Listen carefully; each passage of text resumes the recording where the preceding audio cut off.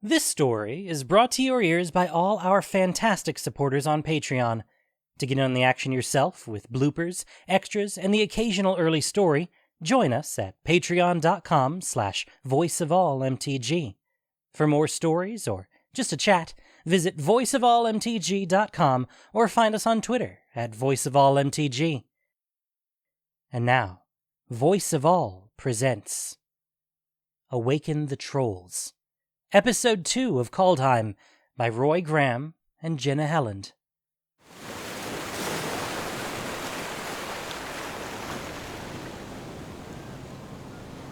In the bottom of the long ship of Cosima, Kaya lay back and watched the night sky above drift by. It was all she could really do. There were no oars on the ship, no rudder. As soon as she had stepped on board, it had lurched suddenly away from the docks, and she understood that when Alrund had told her the ship would carry her where she needed to go, he hadn't meant that she'd have any choice in the matter. Nothing to be done about it then, except to lay back and think. Normally, the realms of Kaldheim were no more closely linked than the individual planes. If anything, the gulf between them was more absolute, since Kaya's natural ability to planeswalk didn't allow her to cross between them. Even for the gods of this world, crossing the cosmos was no small task. There were exceptions, though, according to Inga. Now and then, through mortal ingenuity or random chance, a temporary link between two realms would open. Omen paths, they were called.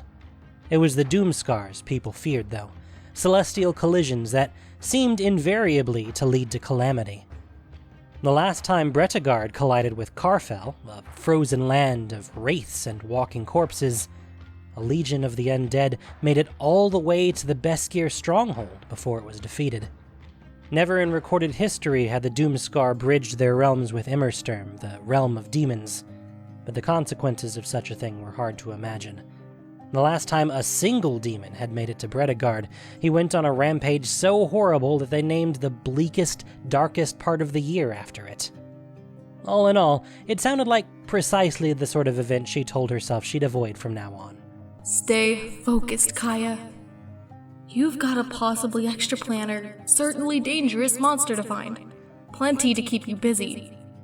A soft thump woke Kaya from a dreamless sleep, and her hand went to the hilt of her dagger before she realized where she was.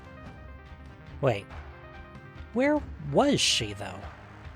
She sat up and winced at a stitch in her back.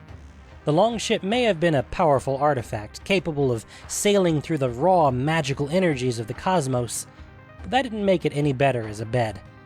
A thick mist had settled over the water behind her, swallowing up everything but the sound of the tide lapping at the stern.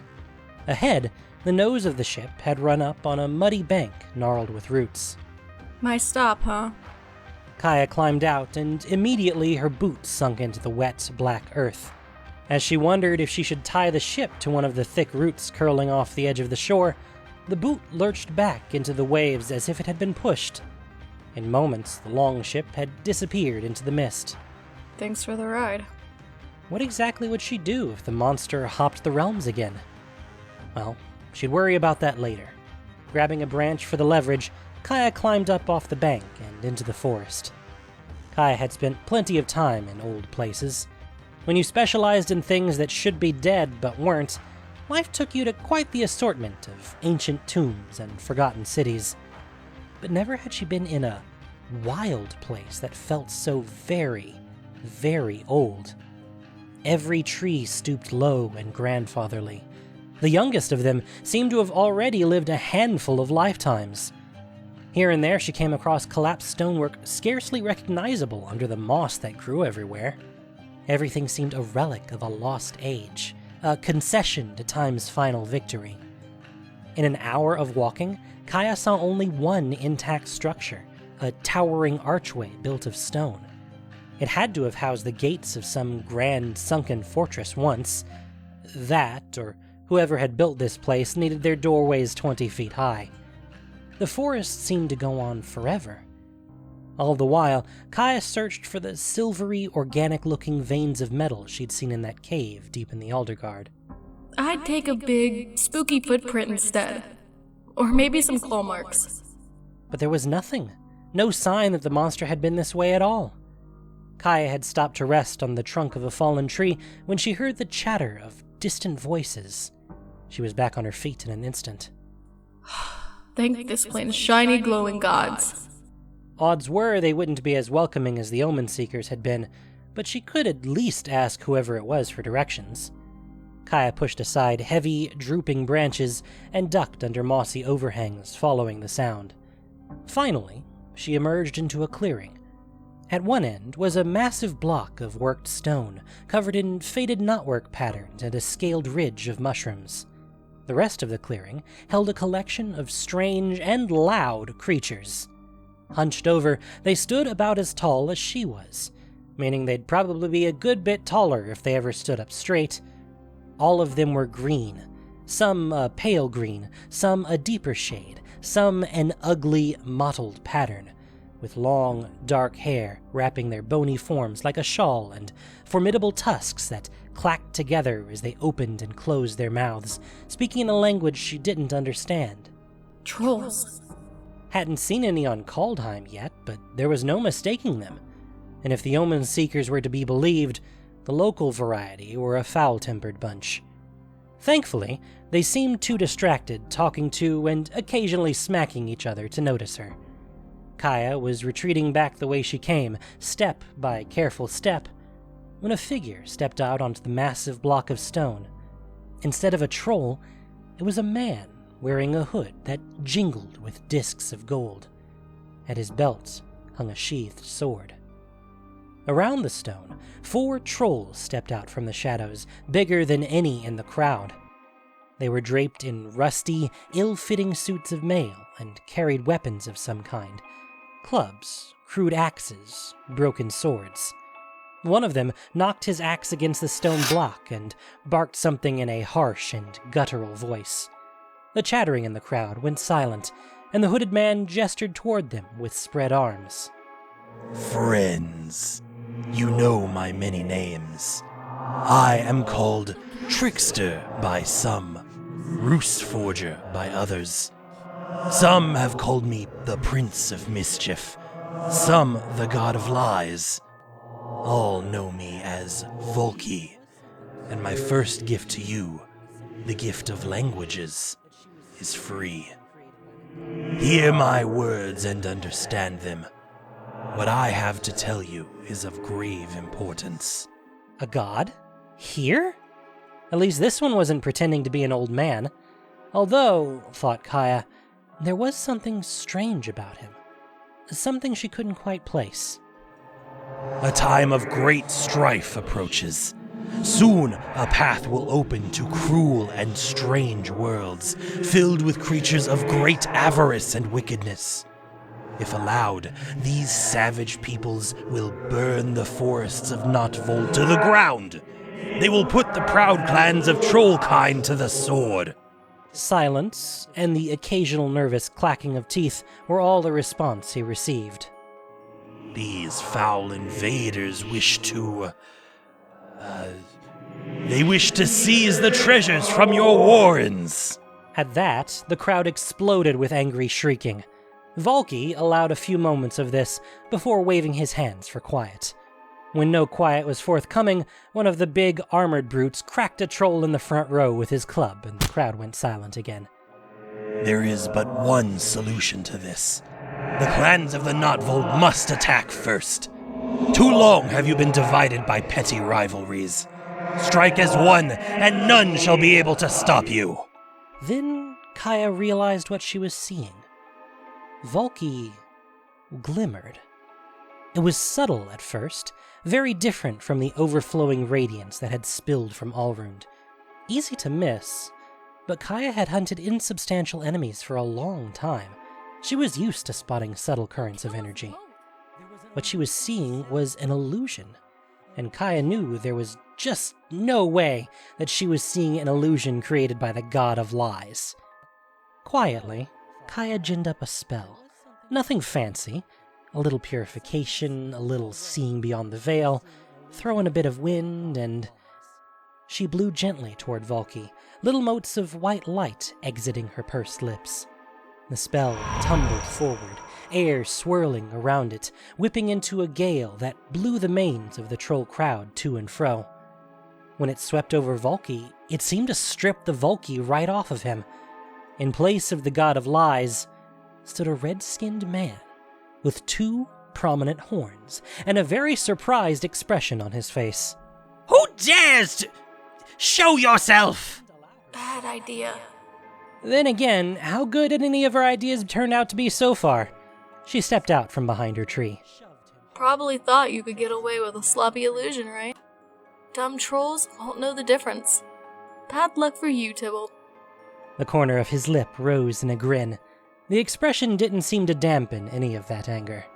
Sharp eyes on this one. Have we been acquainted then? Nope. But what is it they say? Your reputation precedes you. Oh, she'd heard plenty of stories about the Devil Planeswalker, and none of them were good. You're too kind. And to whom do I owe the pleasure? Name's Kaya. Rings a bell. A sneak and a thief, if I remember correctly. A killer. Quite the accusation coming from you. What are you doing here? Tybalt shrugged. I could ask you the same question. We Planeswalkers are meddlers by nature, aren't we? But as you can probably tell, I happened to be in the middle of something before you so rudely interrupted. So if you'll excuse me... Kill her! The gathered trolls looked between her and Tybalt, uncertain. The big ones by the stone block showed no hesitation, though. Loping like animals, they bull-rushed their way through the crowd, sending smaller specimens flying. The first one to reach Kaya swung his axe at her with both hands, bellowing madly. It went straight through the phased section of her body, its momentum carrying him forward as he tumbled and tripped over a root. The second jabbed at her with a rusty, ancient-looking sword. She sidestepped it and shoved him hard. Just as he hit the massive tree next to her, she rendered him momentarily incorporeal. The result, when he phased back in, was an ugly tangle of green limbs sticking out of the trunk like hideous branches. The last 2 hovered on the edge of the crowd after that, clearly rethinking things after what had happened to their comrades. Yeah, I wouldn't. The trolls glanced at each other. A moment later, both dropped their weapons and ran. She looked up just in time to see Tybalt turn and run into the woods. Jerk's really gonna make me chase him. She followed him through a tangled knot of trees.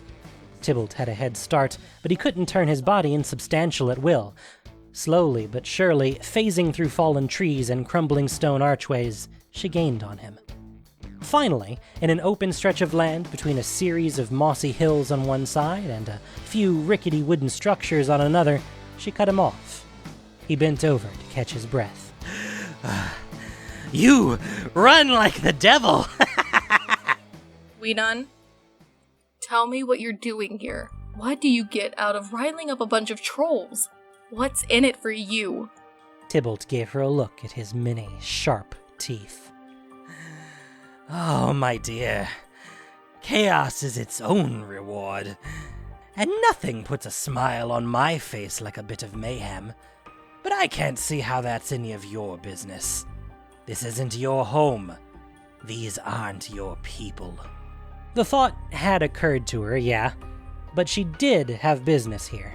There's a monster in Kaldheim. Something from outside of the plane. You wouldn't have had anything to do with that, would you? Tybalt cocked his head. A monster? Why, I'm shivering in my boots. I positively must find somewhere to hide. Let me just... You're not going anywhere, and your troll minions aren't even around to help this time. Not like they were able to slow me down. Oh, clearly not. At least, not the Huggy variety. You proved yourself quite capable of dispatching them. But as far as their cousins, the Torga... well, I like their odds a bit better. He held 2 fingers to his mouth then, and gave the loudest, most shrill whistle Kaya had ever heard. She clapped her hands over her ears and bent over, wincing. After it had passed, Kaya glanced around frantically, ready for a legion of trolls to charge out of the woods. But there seemed to be nothing but rolling, grassy hills, and those collapsed structures shot through with wood rot. Looks like your big bad troll friends aren't showing up. Now let's... A rumbling underfoot cut her off, and the hill closest to Tybalt got about a foot taller. His grin climbed a few inches too. Actually, it looks like your eyes aren't as keen as you believed them to be. One after another, they pulled free of the earth, showering the clearing with clumps of black dirt. On one side of her, the wooden structures seemed to collapse in reverse as a behemoth form pushed itself out of the ground, shaking loose errant pieces of wood. They were massive, 20 feet tall at least, the bony ridges along their body resembling nothing so much as features of the landscape. Of most keen interest to Kaya were their fists, each one roughly the size and shape of a boulder. In their long, lank hair grew mosses and grasses. On the one that had emerged from beneath the wooden structure, planks and beams hung off of it like primitive armor. Set deep into their geological faces were pinprick red eyes. One yawned as it rose, revealing a mouth of yellow, twisted fangs. Torga trolls, you see, simply hate being woken from a deep sleep. And once they have been, they've got an unfortunate tendency to rip apart anyone and anything in the vicinity. Are you crazy? Kaya turned to face the trolls behind her. She counted 6 altogether. They'll kill us both! There was an unusual sound behind her then, a keening, whistling noise, as if the air itself was being sharpened. She turned back to see that Tybalt had drawn his sword. It was a marvel, that was plain. Forged from some kind of glass, it seemed to contain a shifting spectrum of color she had only seen once before, spilling off of Alrund himself.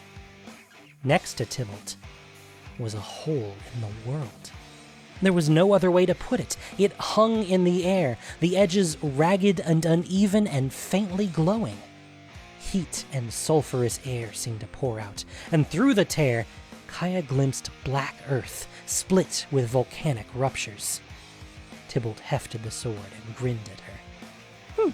Works like a charm. I'd say I wish you luck, but that would make me a liar, wouldn't it? With that, he stepped through the portal. Behind him, the edges came together and vanished, leaving Kaya with the trolls. She pulled her daggers free from their sheaths as slowly as she could. Maybe she could still get out of this without a fight. Listen, the guy who woke you up, he just stepped out. But if you'll just give me a minute to explain myself... One of the trolls swung at her open-palmed, like it was trying to squash a bug. Would have succeeded, too, if Kaya hadn't phased out of the way. Even clear of the blow, the impact rattled her teeth. Okay, I tried. She jabbed one of her blades into the troll's arm. Or, rather, she tried to. It felt almost exactly like trying to stab a hunk of rock. There was a ringing snap, and she watched the dagger she'd had since Tolvada break in two. The shock lasted only a moment. That was long enough for the troll to sweep out its hand and knock her across the clearing. Her head was ringing when she pushed herself back to her feet. It had been a long time since she had been hit that hard. She flipped her remaining dagger tip down in a reverse grip. I liked that blade. She'd tumbled right into squashing range of another troll. It swung at her with an uprooted tree, which she phased through. On the other side, she slashed at its exposed leg. The blow scraped and skittered off the thick hide, leaving nothing but a thin scratch. Come on! She dodged a backhand from a second troll. She rolled between the legs of a third, narrowly avoiding its clumsy attempt to grab her. Time to fight dirty. Wrapping her blade in ethereal energy, Kaya jabbed it between two huge vertebrae and yanked her hand out just in time to have it rematerialize. Tricky timing, but she was rewarded with a deep bellow as the dagger solidified in its spine. With a tremendous crash, the troll hit the ground. Who's next? She turned to the others. Okay. She may have briefly disarmed herself with that little trick, but it was nothing she couldn't... Pain exploded along her left side, and then she was tumbling, rolling across the ground. The troll she had just put down, the one who had apparently swatted her, was lurching to its feet. She could see the scratch she'd put on his leg closing up. They heal too? She thought in between the waves of nausea. Why did everything on this plane heal? The other trolls roared and banged their fists on the ground, spread out in a semicircle that blotted out the sun. 1 against 6. She'd won fights with worse odds, but then again, she'd had weapons in those fights. 1 dagger broken, 1 embedded in an angry troll. Kaya took a deep breath, wincing at the jolt in her ribs. Need a hand? A voice from her left. Leaning against one of the ancient, twisting trees of this place was a man with long braids of red hair. By his pointed ears, Kaya could see that he was an elf, but his body was packed with more muscle than she was used to seeing on their kind. He was clearly proud of it, too. Despite the cold, he wore no shirt, only a collection of charms hanging from necklaces and a pair of bracers, one of which was fixed with a brass knife blade. There was something about his relaxed, easy pose that made him seem young, even for a people who always seemed young. How long have you been standing there? Oh, long enough to see that you're not faring too well. Not that I blame you. A Torga troll is no easy opponent, let alone 6. Lucky for you, I happened to be passing by. That irked her. For a moment, Kaya turned away from the approaching trolls, who still had every intention of smashing her to paste. Listen, kid. Get out of here before you get hurt. I can handle myself. I'm not so sure about that. After all, you've lost both of your blades, while I still have my secret weapon. That the thing on your wrist? Oh, no. I meant this. He tossed up a small, flat stone, caught it, made it tumble over his long fingers. Kaya blinked. That's your secret weapon? A rock? He only smiled and strolled toward the trolls as if he didn't have a care in the world. Hey, watch out! Stupid kid making her save them both? Now she couldn't just run. She moved toward him, preparing to phase him out, but there was a lot of distance to cover. The trolls, it appeared, were equanimous. They were just as willing to tear this new opponent apart. As he came closer, one of them swung a mud-covered fist. He stepped out of the way without breaking pace. He was quick, she'd give him that. Even without the ability to turn insubstantial, catching the elf seemed an impossibility for the sluggish trolls. They'd slam the ground where he'd just stood while he danced to the side. They'd clap their hands together where he'd been a moment before, and he'd backflip away. It was like trying to catch smoke or bottle lightning. More than once, Kaya thought she saw him linger a moment longer than he needed to, letting a blow from his foes miss by inches instead of miles. A show-off, then. Meanwhile, a transformation was happening in the fist that gripped the rock. The skin of his arm and hand appeared to be growing polished and hard, turning almost exactly the same gray as the stone. As one of the trolls tried to stomp the nimble elf into the bedrock below the hill, he leaped suddenly forward. He didn't strike the creature with that brass blade affixed to his arm, though. He only touched the creature on the leg with his new stone hand. Suddenly, the same transformation that had covered the young elf's arm began to spread rapidly across the troll's leg. Its green-gray hide, already pitted and craggy, changed to rough stone. The rock moved in a ripple up its torso, creeping ahead with alarming speed. The lumbering creature had enough time to drop its tusked jaw open in surprise before the wave of stone swept up its face, the expression of surprise freezing in place. The troll with the tree swung it toward the elf in a wide arc. He vaulted straight over it, angling his body between 2 whip-like branches and tucking into a roll on the other side. He placed that stone-gray hand on the elbow of the troll. In moments, the whole creature was rock. He dodged another blow, turned another troll to stone, and another. It took less than a minute from beginning to end. When they were all defeated, the elf stood with his hands on his hips, staring proudly at the towering statues, as if he'd carved them himself. He looked so self-satisfied, Kaya hated to admit that she was impressed. Not bad, kid. He looked at her, his expression going sour. Would you stop calling me that? What should I call you, then? Tyvar Kell, Prince of the Elves of Skemfar. Greatest hero in all the realms. Your personal savior. Tyvar, then. She tried not to roll her eyes. I'm Kaya.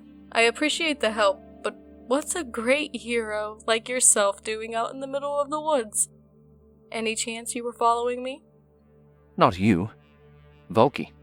He's not Volky. Kaya walked over to where her blade had snapped. She slipped the metal end into the sheath, the hilt she hung from her belt. His name is Tybalt. Which of these trolls had her other dagger embedded in? It was hard to say now, especially because they were all statues. She swept one hand through, probing carefully. It was stone all the way through. She swore under her breath. Yes, I'd gathered that, thanks to your handy dispelling. I'd been suspicious of him for some time, though. Not long ago he came to see my brother in court. I don't know what lies he told Harald, but ever since that visit the elves have been preparing for war. There are rumors they mean to march against the gods themselves. She turned just in time to see all the bravado and swagger he'd had before absent. He looked young and worried. A moment later, he straightened up, but not quick enough for her to miss it. If Tybalt was messing with his people, she guessed she couldn't blame him for being a little concerned. But how the legions intend to cross into the realm of the gods, I don't know. Oh, ancients! The Doomscar. Alrin said there was a Doomscar coming. At that, Tyvar looked as surprised as the troll statues behind him. A Doomscar? And you heard this from Allrend himself? Yeah, nice guy. Lent me a boat. And this Tybalt? He is an enemy of yours? Certainly not a friend. I don't know what he's up to, but it's trouble one way or another. We'll pursue him together then. Clearly you need my help. Tyvar smiled at her in a way that hadn't yet failed to piss her off. With an attitude like that, this kid's gonna get himself killed. Not like that was her problem. Listen, I've got other business. I can't go running after every villain that rears his ugly horned head. Besides, I don't even know how we'd follow him. What do you mean? He used a sword to open some kind of portal. Did you see anything? Through it, on the other side? Not much. It was only open for a second. I remember seeing fire, though, and the ground looked like it had been charred black. Immerstem. The name dropped into her stomach like an iron weight. She'd heard Inga whisper stories about that place. The realm of demons. Tyvar, bafflingly, seemed excited at the news. Well, unless you happen to have a magic boat hanging around. But Tyvar already had his eyes closed. He extended both hands in front of him, and Kaya reflexively took a step back. Slowly, in the surrounding air, currents of mana began to curl and twist into complex patterns of glowing knotwork. Kaya realized she had seen magic like this before. It had looked almost effortless when Allrund had opened a door into another realm, but the fundamentals were the same. When it opened into that shimmering nightscape of the cosmos, she felt an odd decompression in her ears, as if all the air had suddenly gone out of the clearing. Tyvar finally opened his eyes. A doorway stood before them. Where in the hells did you learn to do that? The sorcerers of Skemfar are experts in their craft. And you can count me an expert among experts. I've been all throughout the realms of Kaldheim. My natural gifts express themselves a bit differently in each one. She took a step closer, and something caught her eye. In the bundle of charms around his neck, among the bones and gems and little twisted bits of metal, was a small octahedron of dark stone. Covering the sides was a minute, precise etching, a design she had seen before. But not here. Ah, He caught her gaze. He held up the little shaped stone to the light. feel free to admire it. I found this one in a remote realm. One even the sagas don't speak of. It was called... Zendikar. Holy ancients, you're a planeswalker. His grin flagged, uncertain. And what exactly is a planeswalker?